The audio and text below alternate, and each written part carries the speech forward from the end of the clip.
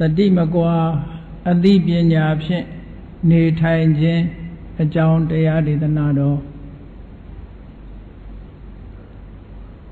တတိမကွာအသိပညာဖြင့်နေထိုင်ခြင်းဘုရားဘာသာဝင်မြန်မာလူမျိုးတွေဘာသာတရားအနေနဲ့တရားဟောခြင်းတရားနာခြင်းဆိုတာကိုအဓိကထားပြီးတော့ဆောင်ရွက်ကြတယ်လောကမှာဘာသာတရားတွေမြောက်များစွာရှိတဲ့ထဲမှာ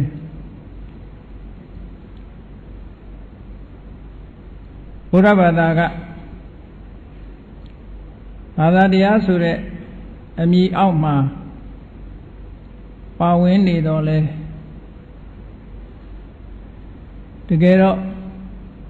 သာဝရဘုရားထံမှာဆုတောင်းခြင်းဆုယူခြင်းတို့ဆိုတာတွေနဲ့ပတ်သက်မှုလုံးဝမရှိပဲနဲ့မိမိတို့တဏ္ဍာမှာရှိတဲ့စိတ်ဓာတ်ဆိုင်ရာအရည်ချင်းတွေကိုစနစ်တကျကျင့်သုံးခြင်းမြင့်တင်ပေးခြင်းဖြင့်အတိညာရရှိအောင်ဆောင်ရွက်တယ်ဘဝဒုက္ခဘဝဆင်းရဲတွေကလွတ်မြောက်အောင်ကျင့်သုံးကြတယ်ဆိုတော့အခြားဘာသာတရားတွေနဲ့ညာစွာကွာခြားတယ်ဆိုတာသတိထားဖို့လိုအပ်တယ်ပေါ့ခြားဘာသာတရားတွေမှာကဆုတောင်းကြတာဆုယူကြတာအဓိကမိမိတို့ကိုယ်ပိုင်ဆုံးဖြတ်နိုင်ခွင့်မရှိဘဲနဲ့မိမိတို့ဘဝကို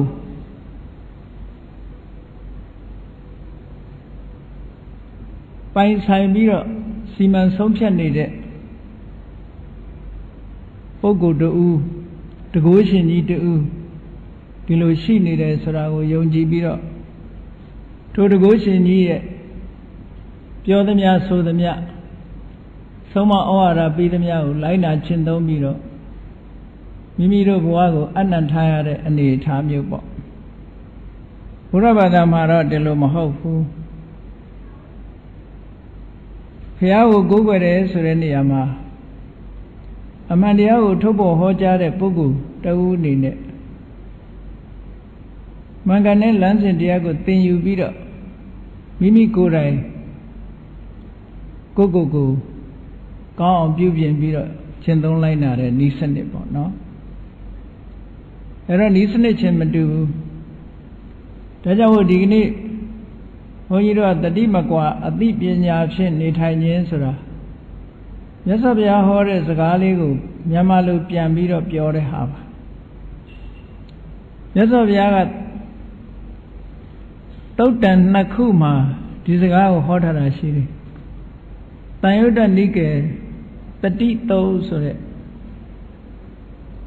တတိပဋ္ဌာန်တန်ယုတ်မှာလာတဲ့တတိသုတ်ဆိုတဲ့နေရာမှာဘုရားဟောတဲ့စကားလုံးကပါဠိဘာသာနဲ့ဟောတာမို့မြတ်စွာဘုရားဟောတဲ့စကားလုံးလေးကိုရှင်းဥစွာဘုန်းကြီးတို့မှတ်သားကြရမယ်မြတ်စွာဘုရားကတတောဘိက္ခဝေဘိက္ခုဝိဟရေယသမ္ပဇာနောတဲ့ဆိုလိုတဲ့အဓိပ္ပာယ်ကယဟန်တို့တတိမကွာအသိပညာရှိလျက်နေထိုင်ကြရမယ်လို့ဒီအဓိပ္ပာယ်ပြီးတော့မြတ်စွာဘုရားနောက်တစ်ပုဒ်ဆက်ပြီးတော့ပြောတာတော့အယံဝအာမကံအနုတသနိဒါတို့ရဲ့ဆုံးမချက်ပဲဘဝမှာဘယ်လိုနေရမယ်ဆိုတာနေနည်းထိုင်နည်းကိုသင်ကြားပေးတာသင်ကြားပြီးတော့ဘုန်းကြီးတို့တွေကအဲ့ဒီနည်းစနစ်အတိုင်းကျင့်သုံးနေထိုင်ဖို့ပဲအဲ့ဒါလိုနည်းစနစ်အတိုင်းကျင့်သုံးနေထိုင်လို့ရှိရင်ထူးခြားတဲ့အသိဉာဏ်တွေကိုရလာမှာမို့ထိုထူးခြားတဲ့အသိဉာဏ်တွေအရမိမိရဲ့ဘဝမှာကြုံတွေ့ကြရတဲ့တောကဆိုတဲ့စိုးရိမ်မှုတွေဒေါမနတဆိုတဲ့ကြေကဲဝမ်းနည်းမှုတွေဘဝရဲ့ဒုက္ခတွေကျော်လွှားသွားနိုင်ကြမှာဖြစ်ပါ ကဘာလုံးတိုင်းတာနဲ့လိုက်ကြည့်မယ်ဆိုလို့ရှိရင်လောကလူသားတွေဟာနေ့စဉ်နဲ့အမျှရုန်းကန်နေကြရတယ်ဆိုတာအမတန်ထင်ရှားတယ်ပေါ့စီးပွားရေးနဲ့ရုန်းကန်နေကြရတယ်လူမှုရေးနဲ့ရုန်းကန်နေကြရတယ်ပညာရေးနဲ့ရုန်းကန်နေကြရတယ်နိုင်ငံရေးကိစ္စတွေနဲ့ရုန်းကန်နေကြထိုရုန်းကန်နေရတဲ့အခါမှာအစဉ်ပြေတဲ့အခါရှိတယ်လို့အစဉ်မပြေတဲ့အခါတွေရှိတယ်ပုံမှန်အမြဲတမ်းအစဉ်ပြေနေတယ်လို့မရှိနိုင်အခြေအနေရရထောက်ထားပြီးတော့အစဉ်မပြေတဲ့အခါမှာလူတွေမှာဘာဖြစ်လဲလို့ဆိုတော့စိတ်ဖိစီးမှုဓာတ်တွေကိုခံစားကြရတယ်ပေါ့အဲ့ဒီစိတ်ဖိစီးတဲ့ဓာတ်တွေကိုပဲပါဠိစာပေမှာသောကတို့ဒေါမနတလို့ဒီလိုဟောတာပါသောကဆိုတာကိုမဖြစ်ချင်တာတခုဖြစ်လာတော့မယ်ဆိုလို့ရှိရင်ကြိုတင်ပြီးတော့စိတ်ထဲမှာမငြိမ်မသက်ဖြစ်ပြီးပူးလာတဲ့သဘောမဖြစ်ချင်တာတွေဖြစ်တော့မယ်ဆိုလို့ရှိရင်စိုးရိမ်စိတ်တွေပေါ်လာဒါတွေကသောကလို့ခေါ်သို့မဟုတ်မဖြစ်ချင်တာတွေဖြစ်သွားပြီးပြီဆိုလို့ရှိရင်သောကဆိုတာပေါ်လာဒေါမနတဆိုတာတော့စိတ်ထဲမှာအလိုမကျဖြစ်လာစိတ်ထဲမှာမိမိရဲ့စိတ်တိုင်းကြမဖြစ်ဘူးအလိုမကျဖြစ်လာတယ်ဆိုလို့ရှိရင်ခံစားမှုတစ်ခုလာအဲ့ဒီခံစားမှုကဒေါမနတစိတ်ဆင်းရဲမှုလို့ဒီလိုပြောတာပေါ့အဲ့ဒီတောကတို့ဒေါမနတတို့လို့ဆိုတာလူတွေရဲ့ခံစားချက်ထဲမှာထင်ရှားပေါ်လာတတ်ပြီးတော့လူမျိုးမရွေးဘာသာမရွေးတောကဆိုတာရှိတယ်ဒေါမနတဆိုတာရှိတယ်အဲ့ဒီဖြစ်နေတဲ့တောကတွေကဘာကြောင့်ဖြစ်တာလဲဖြစ်လာတဲ့ဒေါမနတတွေကဘာကြောင့်ဖြစ်တာလဲဆိုတဲ့အကြောင်းတရားကိုမရှာနိုင်ဘူးထိုအကြောင်းတရားကိုမဖယ်ရှားနိုင်ဘူးဆိုရင်ဒီတောကဆက်ပြီးတော့လာနေမှာပဲဒေါမနတဆိုတာလည်းဆက်ပြီးတော့ဖြစ်နေမှာပဲဘယ်ရာပဲဖြစ်ဖြစ်ဆိုင်ရာအကြောင်းတရားတွေကိုမိတီးပြီးတော့ဖြစ်လာတာဖြစ်တော့ထိုအကြောင်းတရားတွေကိုသိဖို့အမတန်မှအရေးကြီးတယ်လောကလူသားတွေဟာဆိုင်ရာအကြောင်းတရားတွေကိုမသိနိုင်တဲ့အတွက်ကြောင့်တောကပြေပြောင်းရာပြေပြောင်းကြောင်းစိတ်ဆင်းရဲမှုတွေပြေပြောင်းရာပြေပြောင်းကြောင်းဆိုပြီးတော့ဤမျိုးစုံတွေနဲ့အသုံးပြုကြတယ်ပေါ့အဲ့ဒီဤမျိုးစုံတွေထဲမှာတချို့ကလည်းလုံးဝမေ့ပြဖို့ကြိုးစားကြတယ်ကြိုးစားတဲ့အခါမှာအကူအညီတွေအသုံးပြုပြီးတော့ကြိုးစားတယ်ဘာတွေအကူအညီတော့ဆိုမူရစ်စေဝါအကူအညီနဲ့လည်းပဲကိုယ်တောကကိုဖြည့်ပြောင်းကြတယ်ပေါ့နောက်တခြားနည်းတွေနဲ့သုံးပြီးတော့ဖြည့်ပြောင်းကြတော့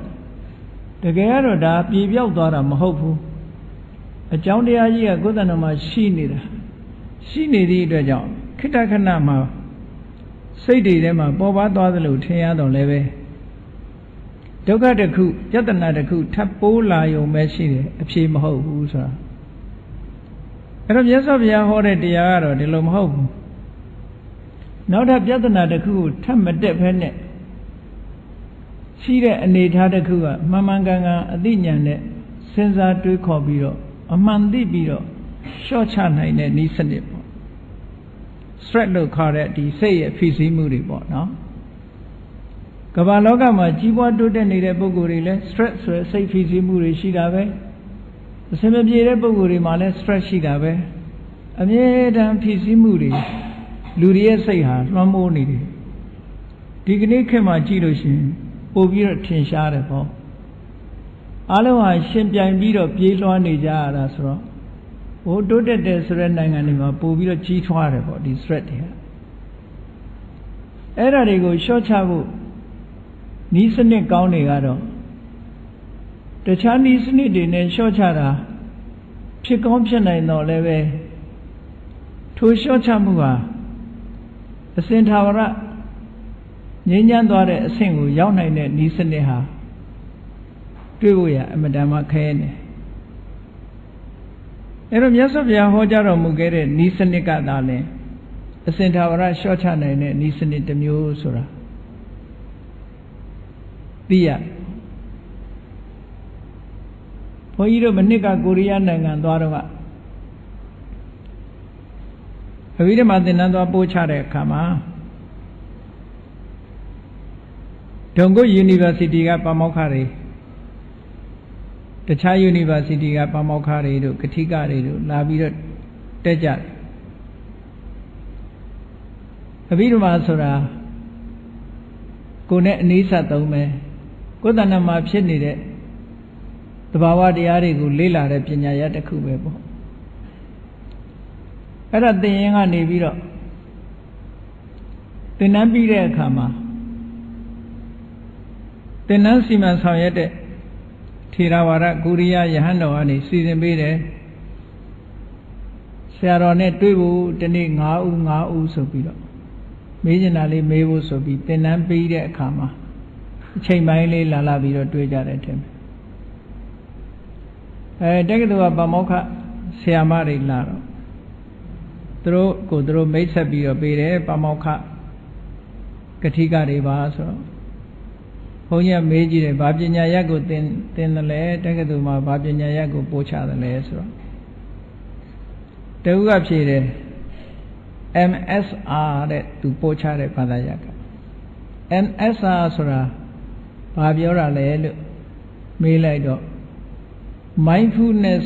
MBSR mindfulness based stress reduction လို့ဘယ်လို mindfulness based stress reduction ဆိုဒီတတိတရားကိုအခြေခံထားပြီးတော့စိတ်ဖြစ်စည်းမှုကိုလျှော့ချခြင်းလို့ဆိုရပညာရအဲ့ဒီဘာသာရပ်ကဘယ်ကလာတာတုံးလို့ဆိုအမေရိကန်ကလာပြီးတော့သူတို့စီမှာပို့ချတယ်အဲ့ဒီပညာရပ်ကတကယ်ကြည့်လိုက်တဲ့အခါကျတော့မြန်မာနိုင်ငံကသွားတဲ့တတိပဋ္ဌာန်နည်းစနစ်တစ်ခုပါအဲ့ဒီတတိပဋ္ဌာန်နည်းကိုအသုံးပြုပြီးတော့ mindfulness ဆိုတတိကိုအခြေခံထားပြီးတော့လူတွေရဲ့တဏ္ဍာမှာဖြစ်နေတဲ့စိတ်ဖြစ်စည်းမှုတွေကိုလျှော့ချတဲ့နည်းစနစ်တစ်ခုကိုသူတို့ပညာရပ်တစ်ခုအနေနဲ့တက္ကသိုလ်မှာသင်နေကြတယ်ဘုရားဟောတဲ့တရားကိုပဲလိုအပ်ချက်တွေနဲ့အညီတီထွင်ပြီးတော့သင်ကြားတယ်လို့အသေးစိတ်ကိုတော့မသိခဲ့ရဘူးသူတို့သင်ကြားတဲ့နည်းစနစ်ကပညာရပ်ရဲ့အဓိပ္ပာယ်ကတော့ MBSR လို့ဒီလိုပြောတာပေါ့အဲ့တော့ဒီနည်းစနစ်ဟာမြန်မာနိုင်ငံမှာမြတ်စွာဘုရားဟောကြားထားတဲ့တရားဓမ္မတွေထွန်းကားနေလို့ထို့ကမ္မထံရိပ်သာတွေမှာလည်းပဲဒီနည်းစနစ်တွေကိုဟောပြောပြီးလက်တွေ့လည်းကျင့်သုံးနေကြတယ်ပေါ့ကမ္ဘာမှာလည်းဒီကနေ့ခေတ်မှာဘုရားမြတ်စွာဟောကြားတဲ့ meditation ဆိုတဲ့နည်းစနစ်ကို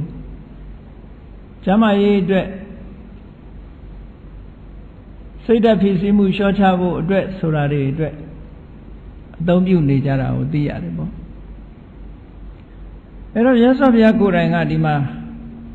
တတိမကွာအသိပညာဖြင့်နေထိုင်ခြင်းဆိုတဲ့နည်းစနစ်တစ်ခုဟောကြားထားတယ်သို့တော့ဒီနေရာမှာတတိမကွာအသိပညာဖြင့်နေတယ်ဆိုလို့ရှိရင်အစင်းစင်ပြောလို့လည်းရတယ်လောကသမ္မာလူမှုကိစ္စဆောင်ရွက်နေကြတဲ့ပုဂ္ဂိုလ်တွေကလည်းသူ့လုပ်ငန်းပေါ်မှာသူအမြဲတမ်းတတိရှိတယ်သူအသိပညာဖြင့်နေတယ်အဲ့ဒါကိုဆိုလိုတာလားပြောမယ်ဆိုရင်တတိအသိဆိုပြီးတော့ပြောကြတယ်လေတတိရှိတယ်အသိရှိတယ်အဲ့ဒီအားလုံးဟာမြတ်စွာဘုရားရဲ့သွန်သင်ခြင်းနဲ့ကိုက်ညီသလားအခြေခံအဲ့ဒါကိုဆိုလိုတာလားဆို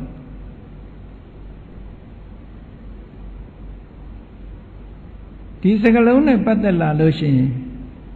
တမ္မာအားဖြင့်ကြည့်မယ်ဆိုရင်အသင်္တရံကဒူးနေတော့လည်းပဲအနှစ်သာရပိုင်းမှာအလွန်ကွာခြားတာကိုတွေ့ရတယ်မြတ်စွာဘုရားဆိုလိုတဲ့တတိမကွာအသိပညာနဲ့နေတယ်ဆိုတာဘယ်ပုံနေတာလဲလို့ ရားကိုယ်တိုင်ကဒီသုတ်တံမှာရှင်းပြထားတာအဲ့တော့တာမန်တတိမကွာအသိပညာနဲ့နေတာမျိုးကိုဆိုလိုတာမဟုတ်ဘူးတကယ်ခုနကယင်တွင်းမှာပူစားနေတဲ့တောကတို့ဒေါမနတတို့ဆိုတဲ့စိတ်နှလုံးရဲ့ပူလောင်မှုတွေကိုလွန်မြောက်သွားဖို့အဲ့ဒါတွေချုပ်ငြိမ်းပြီးတော့ငြိမ်းချမ်းသာရတဲ့ဘဝမှာယက်တည်နိုင်ဖို့ဆိုတာကြတော့ဘယ်လိုတတိမကွာနေရမှာလဲဘယ်လိုအသိပညာနဲ့နေရမှာလဲလို့ဆိုတာကိုဒါအတိအကျသိဖို့လိုတယ်ပေါ့နော်တာမန်လူပြောသူပြောတဲ့တတိမကွာလားတာမန်ပြောကြတဲ့အသိပညာနဲ့နေတာကိုဆိုလိုတာလားလို့ဆိုမဟုတ်ဘူးမြတ်စွာဘုရားကိုယ်တိုင်ကဒီနည်းစနစ်တွေကိုသုတ်တန်နှစ်ခုမှာဟောပေးထားတာရှိပါတယ်မြန်မာနိုင်ငံမှာထင်ရှားပြီးလူသိများတဲ့မဟာသတိပဋ္ဌာန်သုတ်မှာလည်းပဲဒီနည်းစနစ်ကိုပေးထားတာရှိပါတယ်ဒီနည်းစနစ်ဟာတမန်အားဖြင့်ကြည့်မယ်ဆိုရင်တော့အချို့ပုဂ္ဂိုလ်တွေကဒါဘာသာရေးလုပ်ငန်းကြီးပဲလို့ဆိုပြီးတော့ထင်ကောင်းထင်လိုက်ပဲလူမှုရေးနဲ့မဆိုင်ဘူးစီးပွားရေးနဲ့မဆိုင်ဘူးဘာသာရေးပညာရေးနဲ့မဆိုင်ဘူးနိုင်ငံရေးနဲ့မဆိုင်ဘူးဒါဘာသာရေးအလုပ်လို့ဒီလိုမြင်ကောင်းမြင်လိုက်မယ်သို့သောမြတ်စွာဘုရားရဲ့ဟောကြားထားတဲ့နည်းစနစ်တွေကဘာသာရေးတတ်လည်းမဟုတ်ဘူးပညာရေးတတ်လည်းမဟုတ်ဘူးလူမှုရေးတတ်လည်းမဟုတ်ဘူးဘဝတစ်ခုလုံးရဲ့အရေးအတွက်ဟောထားတာပဲဘဝရထားတဲ့ပုဂ္ဂိုလ်တိုင်းဒီနည်းစနစ်ကိုကျင့်သုံးနေထိုင်ရဘုရားဘာသာဝင်ဖြစ်စေဘုရားဘာသာဝင်မဟုတ်တဲ့ပုဂ္ဂိုလ်ဖြစ်စေဒီနည်းစနစ်အတိုင်းလိုက်နာကျင့်သုံးလို့ရှိရင်ဒီအကျိုးတရားကိုရမှာပဲ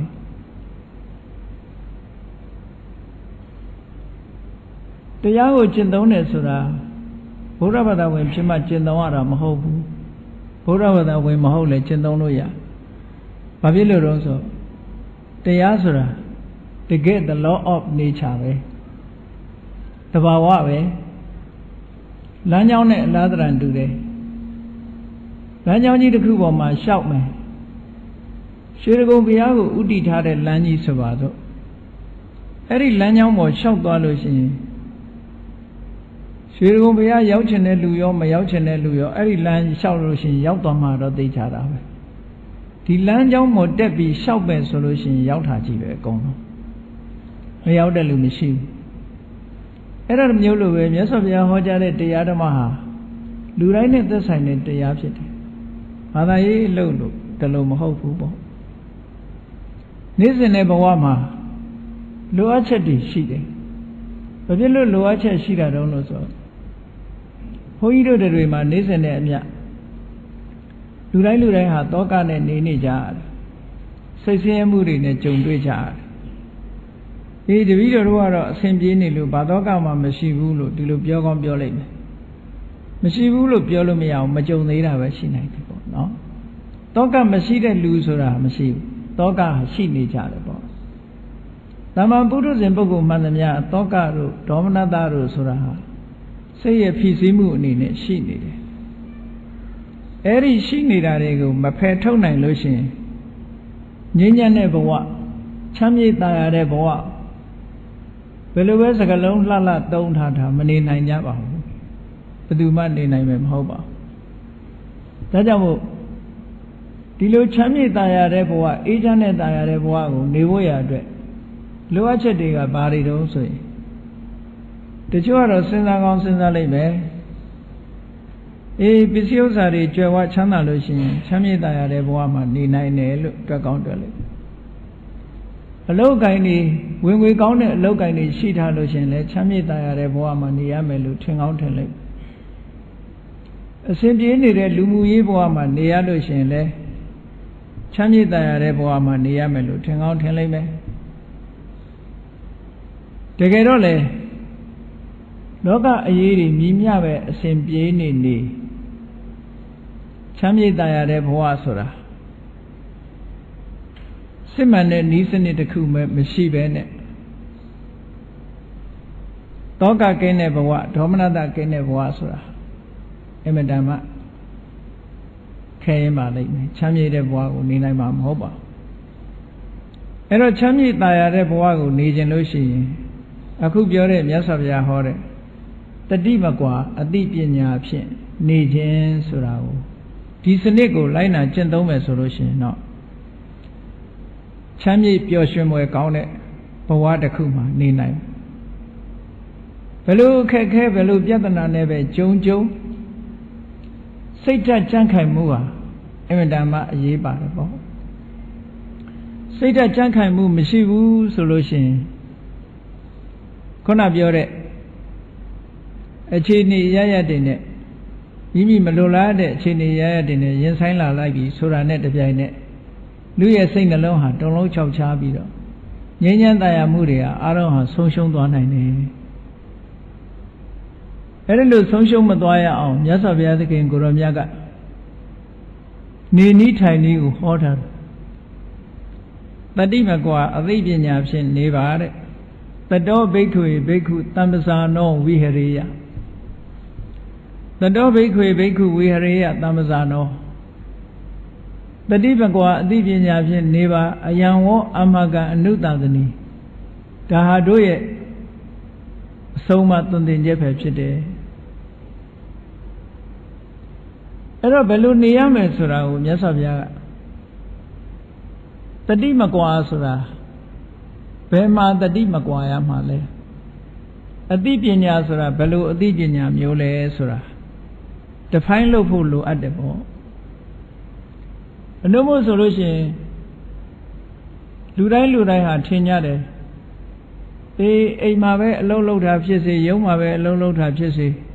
တက္ကသိုလ်မှာပဲအလုံးလုံးတာပဲဖြစ်စေအလုံးလုံးရမယ်အလုံးတစ်ခုပေါ်မှာတတိရှိနေတယ်ဒါတို့တတိမကွာတာဒါလား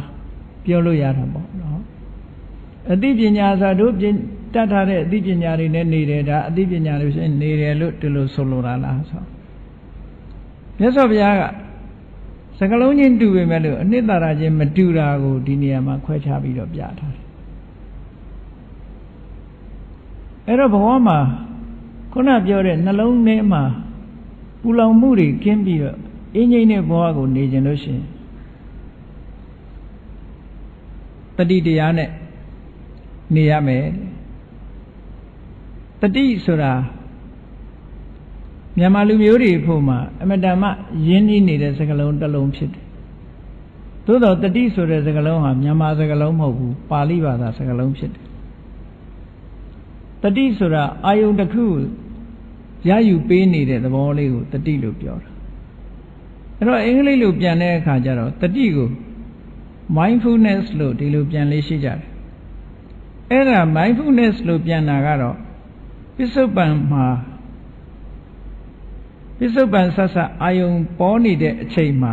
ပစ္စုပန်အာယုံပေါ်မှာ mindful ဖြစ်တာကိုအဓိကထားပြောတဲ့သဘောပစ္စုပန်မဟုတ်ဘူးအာယုံတစ်ခုကလွန်မြောက်ခဲ့ပြီလွန်ခဲ့တဲ့နှစ်ကသို့မဟုတ်လွန်ခဲ့တဲ့10နှစ်9နှစ်10နှစ်ကအကြောင်းအရာတွေအဲ့ဒီအကြောင်းအရာတွေကြတော့ဒီတတိဟာဒါကြတော့ memory လို့ပြောရမှာပဲအမှတ်ရနေတယ်အဲ့တော့တတိယအဓိပ္ပာယ်2မျိုးရနိုင်တယ်ပေါ့မှတ်မိတာရဲ့စိတ်အားစိုက်ထားတာရဲ့ဒီနှစ်ခုပဲအမှတ်ရတာလည်းပဲမှတ်မိတာလည်းပဲတတိပဲမှတ်မိတာကဘယ်သူနဲ့တွဲဖက်ပြီးတော့လာတော့ဆိုအမှတ်တင်ညာနဲ့တွဲဖက်လာအမှတ်တင်ညာဆိုတာ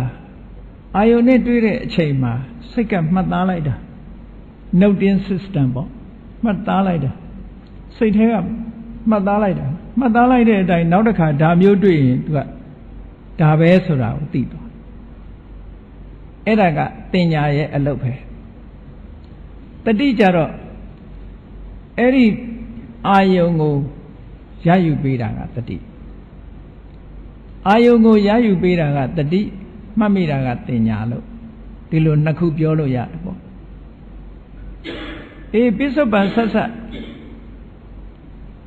မျက်စိကမြင်နေရတဲ့အချိန်ပစ္စုပန်ဆက်ဆက်ဆိုတာနားကကြားနေရတဲ့အာယုံအဲ့ဒီအာယုံတွေကြတော့ mindfulness လို့ခေါ်တယ်စိတ်အားကုန်စိုက်ထားတယ်စိတ်အားကုန်ပုတ်လွတ်ပြီးတော့ထားတယ်အဲ့ဒီ mindfulness ဆိုတဲ့တတိဟာဒါလည်းပဲအမှန်တမ်းအရေးကြီးတဲ့တတိလို့ဟောတတိနဲ့ပတ်သက်လာလို့ရှင်သူကအတိတ်ကအာယုန်တစ်ခုကိုမှတ်မိတာရဲ့ပစ္စုပန်မှာဖြစ်ပေါ်နေစေအာယုန်ကိုရယူပေးတာရဲ့အဲ့ဒီတတိနှစ်ခု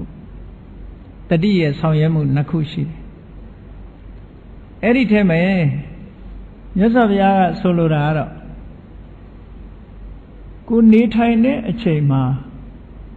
ကိုဘာလုပ်နေတယ်ဆိုတဲ့ပုံမှာ action ပေါ်မှာ mindful ဖြစ်ဖို့ပြောဘာပဲလုပ်နေတဲ့ပုံမှာတတိရှိဖို့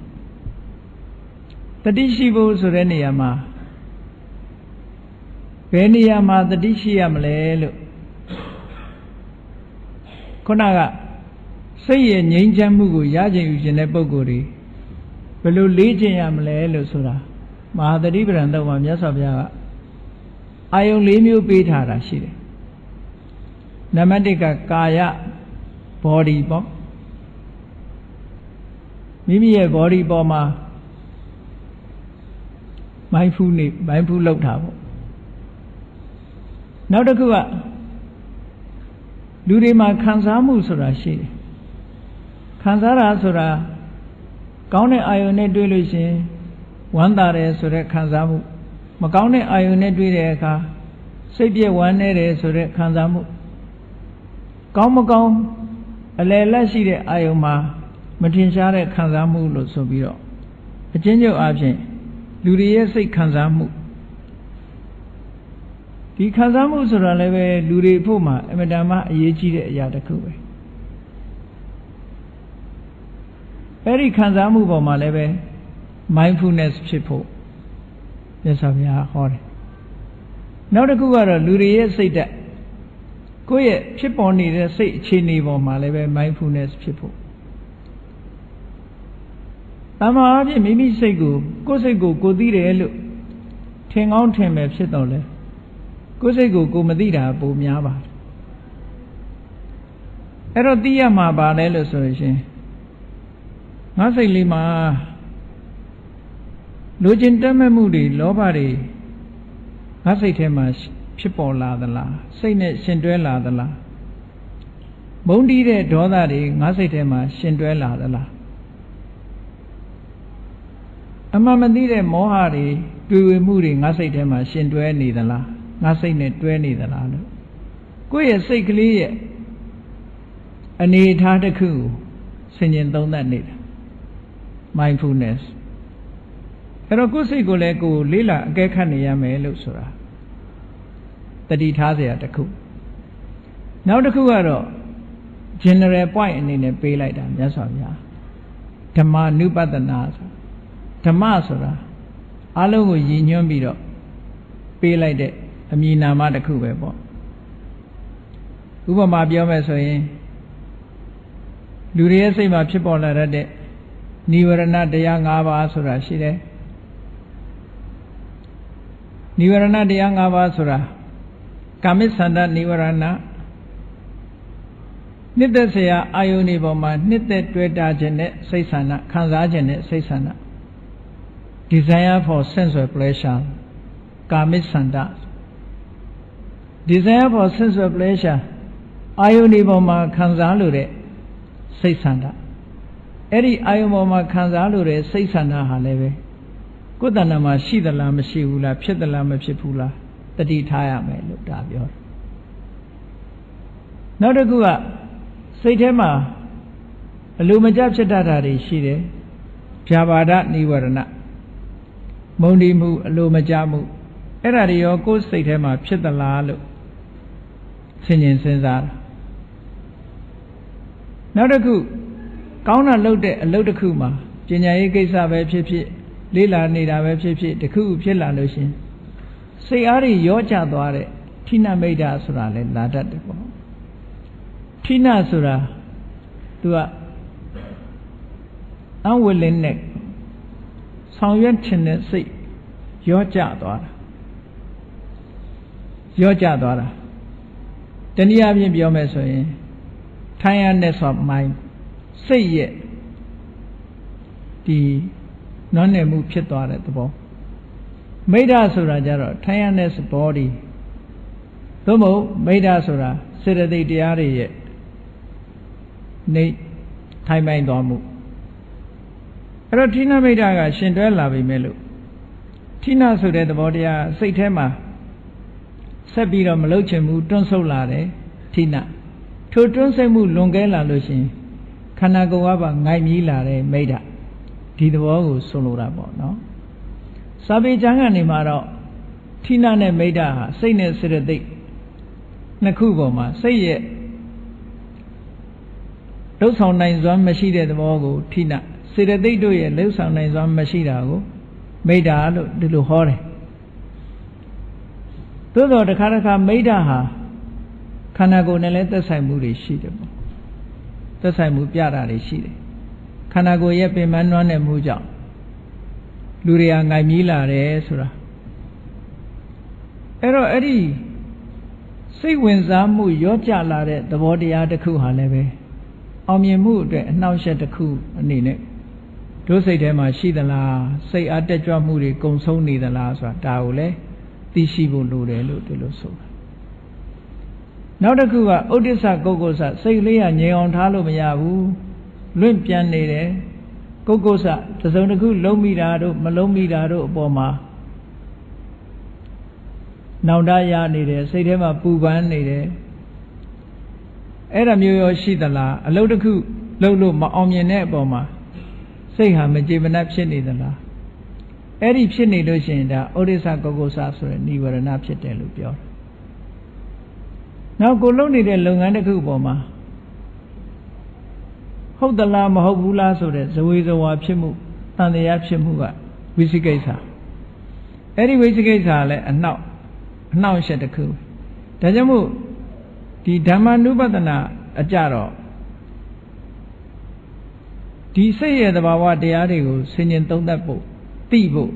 တတိထားမိတတ်ဖို့မြတ်စွာဘုရားကဒီမှာဟောတယ်ပေါ့အဲ့တော့និဝရဏဆိုတာ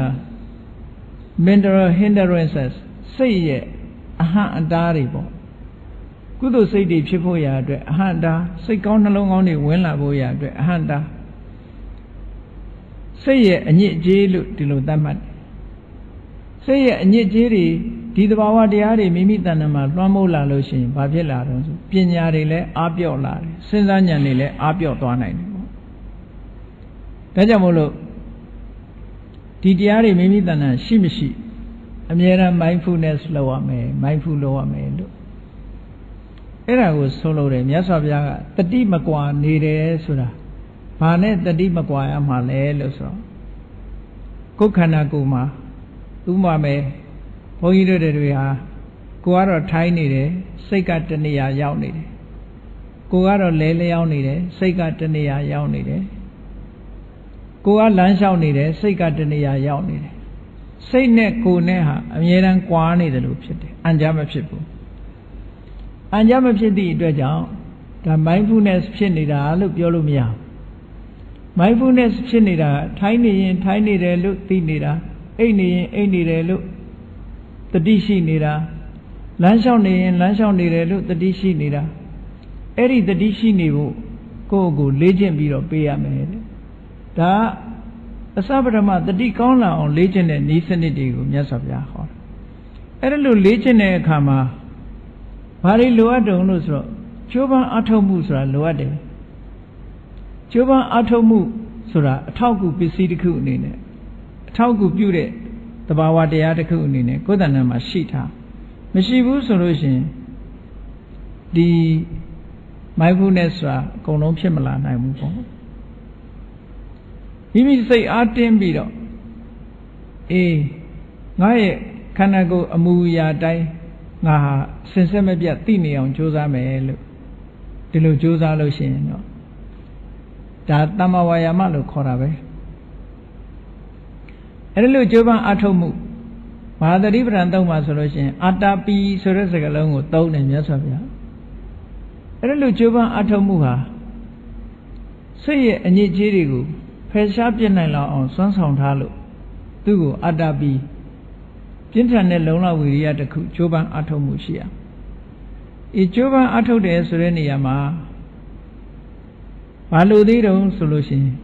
တံပစင်ညဆိုတာလဲလိုသေးတယ်တဲ့အမှန်ကန်သိဖို့ဆိုတာလိုတယ်ပေါ့ဒါကြောင့်မို့တတိပဋ္ဌာန်တို့တတိမကွာနေရမယ်ဆိုတဲ့အချိန်မှာတတိတစ်ခုတည်းတော့မဟုတ်ဘူးတတိကိုခေါင်းတက်ပြီးတော့ပြောတာတတိရဲ့အထောက်အကူတွေကဘာတုံးဆိုလို့ရှိရင်ဝိရိယကအထောက်အကူပြုရမယ်ဟောသမာဓိဆိုတာတွေကအထောက်အကူပြုရမယ်သင်္ကပ္ပလို့ဆိုတဲ့အတွေးတွေကအထောက်အကူပြုပေးရမယ်တတိကိုအထောက်ပံ့ပြုပေးတဲ့သဘာဝတရားတွေနဲ့ရှင်တွဲပြီးတော့လာရမယ်လို့ဆိုဒါတတိကိုအခြေခံပြီးတော့ဘုန်းကြီးတို့တွေဟာနေ့စဉ်ဘဝမှာလေ့ကျင့်ပေးဖို့အဲ့ဒါလို့လေ့ကျင့်ပေးလို့ရှင်ကိုလုံနေတဲ့အလုံနဲ့ကိုထားတဲ့တတိဟာအံဝင်ခွင်ကြဖြစ်လာအမြဲတမ်းအဝင်ခွင်ကြဖြစ်လာတယ်မြတ်စွာဘုရားတတိထားဖို့ဆိုတာအကုန်လုံးပဲဒီတတိပဋ္ဌာန်တုတ်မှာဟောထားတဲ့ခုနဒီအာယုန်တွေကိုရယူပေးတာကတတိပဲတတိရဲ့တာဝန်တတိဆောင်ရွက်မှုရဲ့တတိရဲ့ function ကအာယုန်ကိုရယူပေးတာတစ်မျိုးတည်းပဲသူကတတိကအမှန်ကန်ဆုံးဖြတ်မှုတို့သဘာဝကိုသိမှုတို့ဆိုတာကြတော့တတိရဲ့တာဝန်မဟုတ်ဘူးတတိကမလုံနိုင်ဘူးအဲ့ဒါတတိကအာယုန်ကိုယူပေးုံပဲယူပေးနိုင်တယ်အမှန်ကန်သိဖို့ကြတော့ပညာလှုပ်တာပူပေါင်းပြီးတော့ဆောင်ရွက်တဲ့သဘောလေးတစ်ခုပေါ့နော်တတိကအာယုန်ကိုယူမပေးဘူးဆိုလို့ရှိရင်လည်းပညာကအလုံးမလုံးနိုင်ဘူးတတိကယူပေးတဲ့အာယုန်ပေါ်မှာပညာကအလုံးလုံးရမယ်ဒီတဘာဝနှစ်ခုဟာရှင်တွဲနေတာ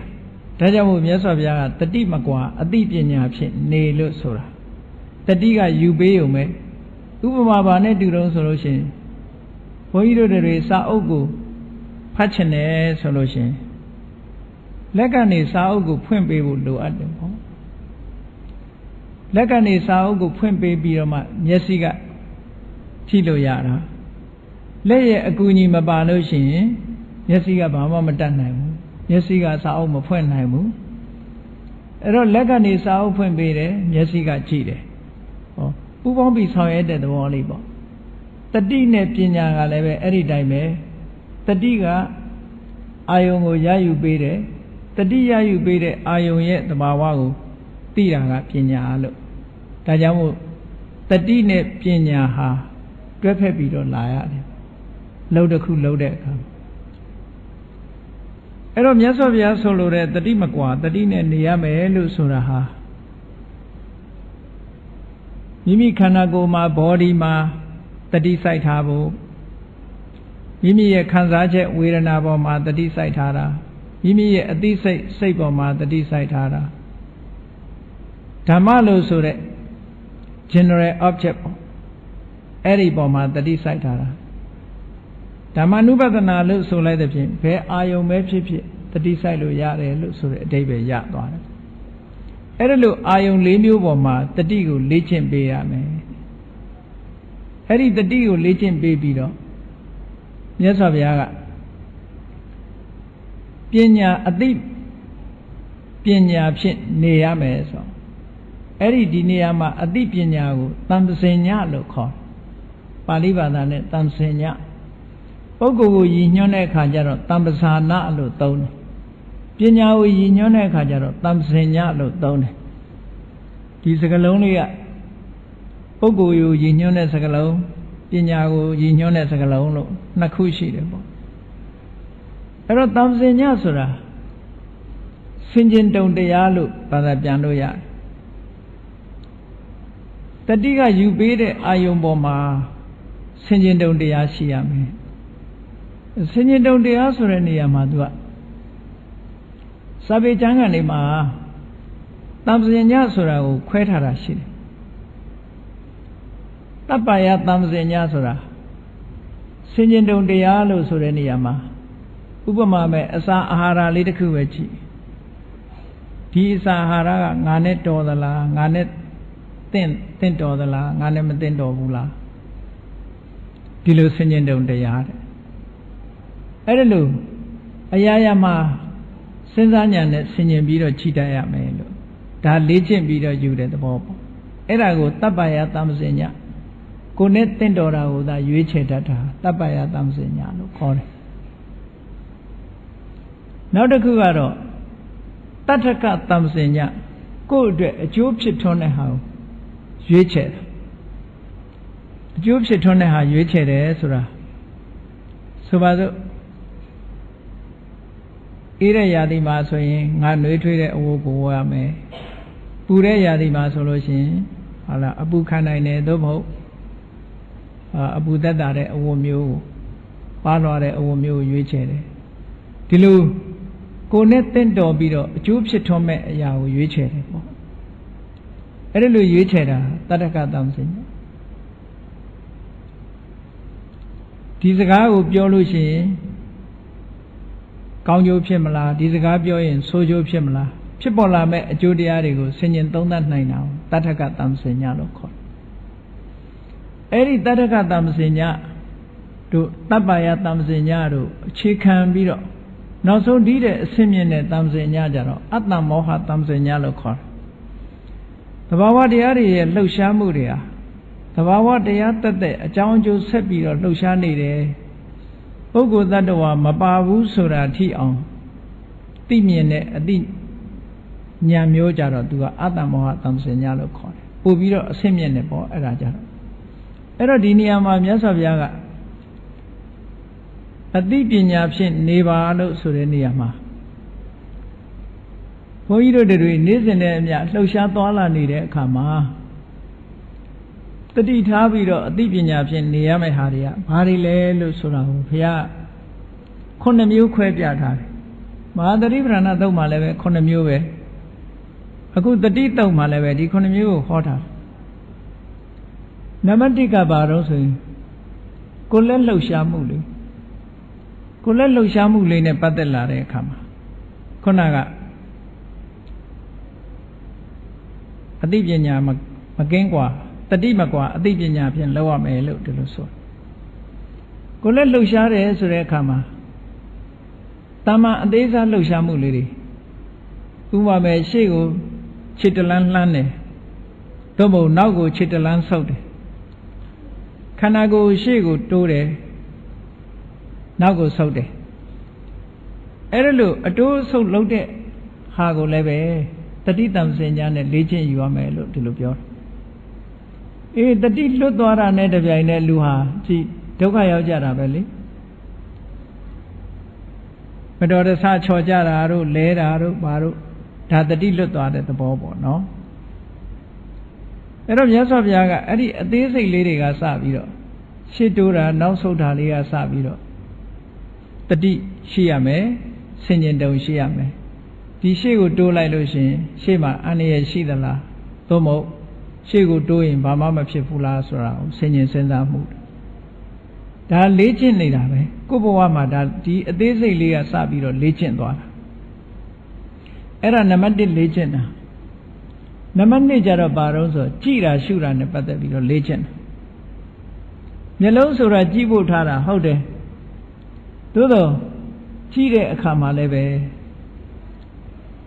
တတိရှိရမယ်တဲ့ဆင်ញင်တုံရှိရမယ်အမှတ်တမဲ့မကြည့်ရဘူးလို့ဆိုလို့တယ်ဘာဖြစ်လို့လဲဆိုတော့ကြည့်တာကိုအကြောင်းပြုပြီးတော့ကိုယ်တဏ္ဍမှာလောဘလည်းဖြစ်နိုင်တယ်ဒေါသလည်းဖြစ်နိုင်တယ်ပေါ့အဲ့ဒါလို့လောဘဒေါသတွေမဖြစ်ရအောင်ကြည့်မှုနဲ့ပတ်သက်လဲပြီးတော့ခုနကတထကတမ္ပစဉ္ညအကျိုးရှိတဲ့နေရာကိုကြည့်မိမယ်အကျိုးမရှိတဲ့နေရာဆိုမကြည့်ပဲနေမယ်ဆင်ញင်တုံတရားရှိရမယ်လို့နံပါတ်2ကအဲ့ဒါလို့ခေါ်တယ်နံပါတ်3ကျတော့ကိုယ့်ရဲ့လက်ကလေးကိုယ်ရဆန့်တာခြေထောက်ကလေးကိုယ်ရဆန့်တာကစပြီးတော့တတိတမ္ပစဉ္ညထားရမယ်အမှတ်တမဲ့လေးမကိုယ်ရဘူးတဲ့တတိထားပြီးတော့ကိုယ်ရမယ်တတိထားပြီးတော့ဆန့်ရမယ်လို့ဒီလိုဆိုတယ်တတိထားပြီးတော့ကိုယ်ရဆန့်တဲ့အခါမှာအမှတ်တမဲ့လုံးလိုက်လို့ရှိရင်ပြဿနာတစ်ခုတက်လာနိုင်တာပေါ့ဥပမာလူကြားထဲမှာကိုနာလူရှိနေတာကိုအမှတ်တမဲ့နေပြီးတော့ဆန့်လိုက်လို့တစုံတယောက်ကိုသွားပြီးတော့ထ ထိမိမယ်ဖိမိမယ်ဆိုတာမျိုးလည်းဖြစ်နိုင်တယ်ပေါ့နော်သို့မဟုတ်အန္တရာယ်ရှိတဲ့အရာတစ်ခုကိုထိမိကြိုက်မိတာမျိုးလည်းဖြစ်နိုင်တယ်ပေါ့အဲ့ဒါကြောင့်မို့ဒီလှုပ်ရှားမှုလေးတွေအသေးစိတ်လေးတွေကစပြီးတော့မြတ်စွာဘုရားကကိုယ့်ဘဝမှာလေ့ကျင့်ပြီးတော့ပေးရမယ်လို့ပြောတာနောက်တစ်ခုကဝဋ္ဌစားရနဲ့ပတ်သက်ပြီးတော့လည်းပဲတတိတံစင်ညာရှိရမယ်တဲ့ဘယ်ဝတ်ဝတ်ပြီးဆိုတဲ့နေရာမှာကိုယ်အသုံးပြုတဲ့အချိန်လေးမှာတတိထားရမယ်ဆင်ញင်တုံတရားထားရမယ်နောက်စားရတောက်တာနဲ့ပတ်သက်လာလို့ရှင်လေအတိတရားရှိရမယ်လို့ဆိုလိုတယ်စားတာပဲဖြစ်ဖြစ်တောက်တာပဲဖြစ်ဖြစ်ဝါတာလည်းပဲဖြစ်ဖြစ်လျက်တာပဲဖြစ်ဖြစ်ဒါတွေနဲ့ပတ်သက်ပြီးတော့အတိတရားရှိဖို့လိုအပ်တယ်နောက်ဆုံးမှာတဘာဝတရားအလျောက်တွိုင်းလက်ထဲမှာကိုလက်တန့်စင်တာကအစပြီးတော့မြတ်စွာဘုရားတတိရှိဖို့လိုအပ်တယ်လို့ဆိုတာသိစိတ်ဟောတယ်အဲ့လိုဟောပြီးတော့နောက်ဆုံးနံပါတ်9ကျတော့တတိရှိရမယ့်အချက်တွေကလမ်းလျှောက်နေရင်လည်းလမ်းလျှောက်တဲ့အခါအသိရှိရမယ်မတ်တရနေလို့ရှိရင်လည်းမတ်တရထားကိုအသိရှိရမယ်ထိုင်းနေလို့ရှိရင်လည်းထိုင်းနေတဲ့နေရာမှာတတိနဲ့အသိပညာရှိရမယ်အိတ်တော့မယ်လို့လဲလျောင်းတဲ့အချိန်မှာလည်းပဲတတိရှိရမယ်အိယာကနိုးလာတဲ့အခါမှာလည်းပဲတတိနဲ့အသိမကွာအောင်လေ့ကျင့်ပေးရမယ်နောက်တစ်ခါစကားပြောတဲ့အခါမှာလည်းပဲအသိရှိရမယ်တတိရှိရမယ်စကားပြောတဲ့အခါသာတတိထားရတာမဟုတ်ဘူးတဲ့မြတ်စွာဘုရားကိုယ်အောင်ဟောလိုက်တယ်တိတ်တိတ်လေးစကားမပြောဘဲနဲ့ထိုင်းနေရင်လည်းတတိရှိရမယ်လို့ဟောတယ်နော် silent လုပ်နေတဲ့အချိန်မှာလည်းပဲတတိရှိရမယ်အဲ့တော့ silent လုပ်နေတဲ့အချိန်မှာစကားမပြောဘဲနဲ့နေတာဘယ်လိုတတိရှိရများသောအားဖြင့်လူတွေကဒီလူကြည့်လိုက်တော့ငြိမ်ပြီးတော့စကားမပြောဘဲနဲ့ငုတ်တုတ်ထိုင်းနေတယ်လို့သူကထင်တာကိုသူစိတ်ထဲမှာဘာတွေဖြစ်နေမှမသိတာအကယ်၍တတိမရှိဘူးဆိုလို့ရှိရင်ဘာမှမပြောပေမဲ့လို့သူစိတ်ထဲမှာလောဘတွေတောင်းကျမ်းနေတာလည်းဖြစ်မယ်ဒေါသတွေတောင်းကျမ်းနေတာလည်းဖြစ်နိုင်တယ်မာနတွေတို့အိတ်တာတွေတို့ဒါတွေတောင်းကျမ်းနေတာလည်းဖြစ်နိုင်တယ်ပေါ့အဲ့ဒါတွေမဖြစ်ရအောင်မြတ်စွာဘုရားတတိနဲ့အသိပညာရှိနေပါလို့ဒါဘဝတစ်ခုမှာနေနီးကဒါ mental exercise လုပ်တဲ့သဘောပဲကမ္မထာထုတ်တယ်ဆိုတာ mental exercise လုပ်တာထိုင်းနေမှကမ္မထာထုတ်တာမဟုတ်ဘူးကိုယ်စိတ်လေးကိုကိုယ်သဘာဝအာယုန်လေးနဲ့ဒီလိုလေ့ကျင့်ပြီးတော့တတိတရားတွေကြီးထွားလာအောင်အသိပညာတွေကြီးထွားလာအောင်ဒီလိုလေ့ကျင့်တာမှန်သမျှဒါ meditation ပဲ contemplation လုပ်တာပဲအဲ့ဒါလိုလှုပ်ခြင်းဖြင့်ခုနပြောခဲ့တဲ့ဒီလိုသဘာဝတရားတွေကိုသိနေတဲ့အခါမှာဘာတွေအကျိုးကျေးဇူးရှိနေသလဲလို့ဆိုလို့ရှိရင်အမတ်တမဲ့နေလို့ဖြစ်ပေါ်လာတတ်တဲ့လောဘတွေဒေါသတွေမာနတွေအိတ်တာတွေမစ္စရိယတွေဒါတွေကိုယ်တဏ္ဍာမှာမဖြစ်ဘူးဆိုကြတဲ့ကဒါတွေမဖြစ်လို့ရှိရင်ဒါတွေကထုတ်လုပ်တဲ့မကောင်းတဲ့အကျိုးတွေလည်းကိုယ်တဏ္ဍာမှာမဖြစ်တော့ဘူးပေါ့စိတ်ဆိုတာကဖြစ်ရင်ချက်ချင်းအကျိုးတစ်ခုကိုထုတ်လုပ်တယ်ဒါတွေကိုတမန်ကမသိလိုက်ကြဘူးပေါ့လူတွေကဆိုပါစို့လူတယောက်မှာဒေါသဖြစ်လိုက်တယ်သူကတော့ဒေါသဖြစ်တာပဲသိတယ်သို့တော့ဒေါသကဘာတွေထုတ်လုပ်လိုက်မှန်းကို तू မသိလိုက်ဘူးပေါ့နော်ကဲဒေါသဖြစ်ပြီဆိုတဲ့လူတယောက်ဟာပထမဆုံးမှာစိတ်ထဲမှာအလိုမကျဖြစ်လိုက်တာနဲ့တပြိုင်နက်သူ့ရဲ့နှလုံးသားထဲမှာငြိမ်းချမ်းတဲ့အနေအထားလေးဟာပျက်စီးသွားဒါဘယ်သူကထုတ်လိုက်တာတော့နှလုံးသားပူသွားအောင်လှုပ်ရှားလာအောင်ဘယ်သူကထုတ်လိုက်တာတော့ဆိုဒေါသထုတ်လိုက်တာပဲချက်ချင်းအကျိုးကိုထုတ်လို့အဲ့ဒီကနေမထိန်လို့ရှင်ဘာဖြစ်လာတော့ဆိုရင်ဒီကိုယ်လုံးဆက်ဆက်တုံးလာတာတို့မျက်စိကြီးနီးလာတာတို့ဟောဒေါသထုတ်လိုက်တာသူ့အကျိုးဆက်တွေချက်ချင်းဆက်လာတာနောက်ဆုံးမှာမပြောတဲ့စကားတွေကိုနှုတ်ကထုတ်ပြီးတော့ပြောလာတဲ့အဆင့်အထိသူကရောက်လာပြန်ဒါလည်းသူထုတ်လုပ်တာပဲအေး နောက်ကြတော့ကိုယ်ဒီလက်ရောက်တစုံတစ်ခုပြုလုပ်မှုတွေပါလာတယ်ဒီလိုထိအောင်အဆင့်ဆင့်သူကဖြစ်ပေါ်လာစေတယ်အဲ့ဒီနောက်ရောက်လာတဲ့အကျိုးဆက်တွေမကောင်းတဲ့အကျိုးဆက်တွေမှန်သမျှ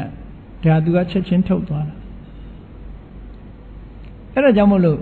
ကိုယ်တဏ္ဍာမှာလောဘပဲဖြစ်ဖြစ်ဒေါသပဲဖြစ်ဖြစ်မာနပဲဖြစ်ဖြစ်အိတ်တာပဲဖြစ်ဖြစ်ဖြစ်လိုက်တာနဲ့တပြိုင်နက်စိတ်နှလုံးရဲ့ငြိမ်းချမ်းမှုတွေဆုံးရှုံးသွားတာဒါသူဖြစ်လာသည့်အတွက်ကြောင့်ဆုံးယုံနစ်နာသွားတယ်အဲ့ဒါတွေမဖြစ်အောင်ထိန်းလိုက်တယ်ဆိုကြတဲ့ကအခုပြောရတဲ့မကောင်းတဲ့အကျိုးဆက်တွေဟာမလာတော့ဘူးမလာတာကိုကကိုယ့်ဘဝအတွက်မှာတိုးတက်မှုတစ်ခုပဲပေါ့အမှန်တမ်းငြိမ်းချမ်းသွားတယ်ပြဿနာတစ်စုံတစ်ခုမှတက်ပြီးတော့မလာတော့ဘူးဒေါသကြောင့်ဖြစ်တဲ့ပြဿနာဒေါသကိုထိန်းထားနိုင်တဲ့အတွက်ကြောင့်ဒေါသကြောင့်ဖြစ်တဲ့ပြဿနာတွေတစ်ခုမှမလာဘူးလောဘကြောင့်တက်တဲ့ပြဿနာလောဘကိုထိန်းထားနိုင်တဲ့အတွက်ကြောင့်မလာတော့ဘူးမောဟကြောင့်တက်လာတဲ့ပြဿနာမောဟကိုထိန်းထားနိုင်တဲ့အတွက်ကြောင့်မလာတော့ဘူးဆိုတာချက်ချင်းလှုပ်ချက်ချင်းအကျိုးရှိတယ်ဆိုတာဒီအကျိုးလေးတွေကိုမစဉ်းစားလို့ရှိရင်မသိဘူးပေါ့ဒါဟာတကယ်လက်တွေ့ရနိုင်တဲ့အကျိုးလူတိုင်းသိရှိနိုင်တဲ့အကျိုးမှုမြတ်စွာဘုရားကတန်ဋိဋ္ဌိကောလို့ပြောတာဒါတွေကမျော်လင့်နေရမှာတွေကိုမဟုတ်ဘူးသူ့ဘာသူကိုယ်တိုင်အခုလှုပ်အခုရတဲ့အကျိုးတရားလေးတွေပဲဒါမြတ်စွာဘုရားကတမ္ပစင်ညဘယ်ရာပဲလှုပ်လို့ဆင်ញဉာဏ်နဲ့အသိပညာနဲ့လှုပ်ပါလို့ဆိုတဲ့နေရာမှာဒါလူရဲ့လှုပ်ရှားမှုတွေနဲ့ပတ်သက်ပြီးတော့ကုံတလောက်မြတ်စွာဘုရားဟောလိုက်တာကုံတလောက်ဟောတာ9မျိုးခွဲပြီးတော့ဟောတာ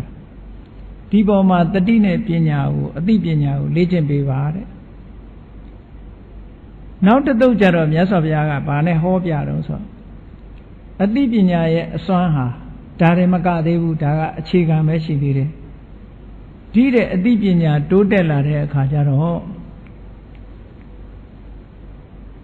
သဘာဝတရားတွေရဲ့ဖြစ်ပေါ်လာမှုတွေသဘာဝတရားတွေဖြစ်ပြီးတဲ့နောက်ပျောက်သွားတဲ့သဘောတရားတွေအဲ့ဒါတွေကိုထင်ထင်ရှားရှားသိလာအောင်အသိပညာကိုတိုးမြင့်ပေးရမယ်ဒါတော့ခုခေတ်အလုံးသိတဲ့စကားနဲ့ပြောရင်ဝိပဿနာကျင့်စဉ်ပေါ့ဝိပဿနာကျင့်စဉ်တစ်ခုကိုကျင့်လိုက်မယ်ဆိုလို့ရှိရင်ဘာတွေသိလာနိုင်တော့ဆိုရင်အဓိကမြတ်စွာဘုရားကတရား3မျိုးကိုယ်စိတ်ထဲမှာဖြစ်တဲ့အချက်3မျိုးဒါလူတွေနဲ့အမတန်နှိစက်တာမို့မြတ်စွာဘုရားဒီ3မျိုးတင်ဟောတာနံပါတ်1ကဘာတော့ဆိုရင်ခံစားချက်လောကလူတွေမှာခံစားချက်ဟာအဓိကကြတယ်ပေါ့ခံစားချက်ကအဓိကကြတယ်ခံစားချက်ပေါ်မှာမူတည်ပြီးတော့လူတွေကလှုပ်ရှားနေကြတယ်ခံစားချက်လို့ဆိုတဲ့နေရာမှာ happiness ဆိုပျော်ရွှင်ချမ်းမြေ့ခံစားမှုနဲ့ unhappiness ဆိုဝမ်းနည်းကြေကွဲမှုခံစားချက်နောက်တစ်ခုကတော့ဝမ်းသာတာလည်းမဟုတ်ဘူးဝမ်းနည်းတာလည်းမဟုတ်ဘူးပေါ့ဥပိ္ပခအဒုက္ခမဒုက္ခလို့ဆိုရယ်ခံစားချက်အဲ့ဒီခံစားချက်ကတော့မထင်ရှားတဲ့ခံစားချက်ပေါ့နော်အဲ့ဒီခံစားချက်တွေမိမိရဲ့စိတ်ထဲမှာဖြစ်လာတာကိုလည်းပဲထင်ထင်ရှားရှားသိလိုက်တယ်ပြတ်သွားတာကိုလည်းပဲထင်ထင်ရှားရှားသိလိုက်တယ်မိမိတဏ္ဍာမှာဖြစ်လာတာကိုလည်းထင်ထင်ရှားရှားသိတယ်ဖြစ်လာပြီးတဲ့နောက်မိမိတဏ္ဍာမှာတီးနေတာကိုလည်းထင်ထင်ရှားရှားသိတယ်ပြတ်သွားတာကိုလည်းထင်ထင်ရှားရှားသိတယ်ခံစားချက်နဲ့ပတ်သက်ပြီးတော့တတိတံပစင်ညာတရားကိုအဆင့်မြင့်လိုက်တဲ့အခါကျတော့ဝိပဿနာဉာဏ်နဲ့အဲ့ဒါကိုထင်ထင်ကြီးသိသွားတယ်နောက်တစ်ခုကဘာတော့ဆိုရင်အာယုန်နဲ့တွေ့တိုင်း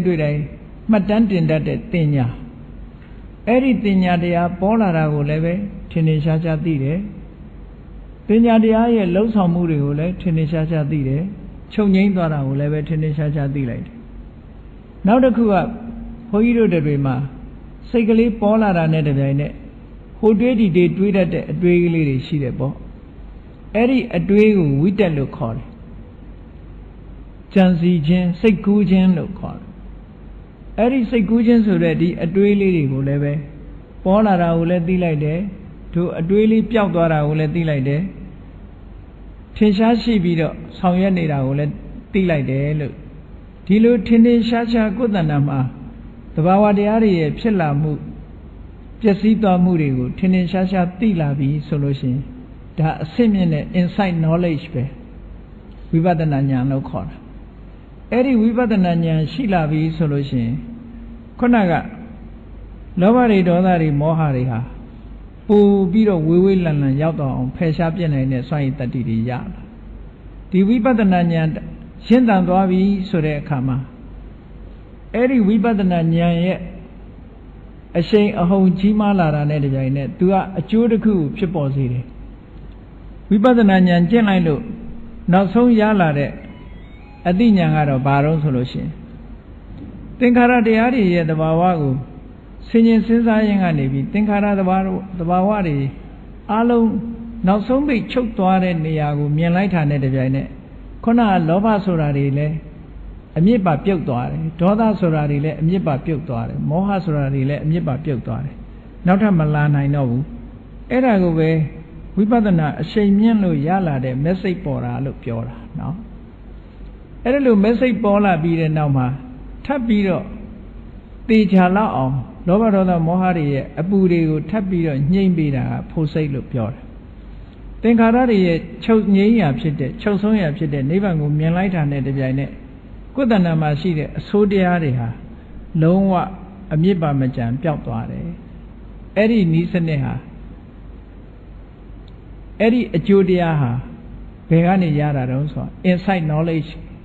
အရှိန်မြင့်ပေးလို့ရှိရင်ခုနအသိပညာကို insight knowledge အဆင့်ရောက်အောင်အသိပညာကိုမြင့်တင်ပေးလိုက်နိုင်ပြီဆိုလို့ရှိရင်ကိုယ့်ရဲ့စိတ်နှလုံးထဲမှာပူလောင်ညင်နွမ်းစေတတ်တဲ့တောကတွေဒေါမနတတွေအလုံးကိုဖယ်ရှားပြစ်လိုက်လို့တကယ်ကိုငြိမ့်တဲ့အငြိမ့်တဲ့ချမ်းမြေ့တဲ့ဘဝမှာနေနိုင်သွားတယ်ဒီဟာကိုမြတ်စွာဘုရားကဒီသုတ်တံမှာဟောခြင်းဖြစ်ပါတယ်ဒါကြောင့်မို့တရားချက်ခင်သူတော်စင်ပြိဿအပေါင်းတို့သည်တတိမကွာအသိပညာဖြင့်နေထိုင်ခြင်းလို့ဆိုတဲ့မြတ်စွာဘုရားဟောကြားတော်မူခဲ့တဲ့ဒီတရားကိုနာယူမှတ်သားပြီးတဲ့အခါမှာတို့တွေဘဝမှာဘာတွေလုပ်ရမယ်လို့ကိုစီမှတ်သားလေ့လာပြီးတဲ့အခါမှာဘဝရဲ့ငြိမ်းချမ်းမှုကိုရလိုသူတိုင်း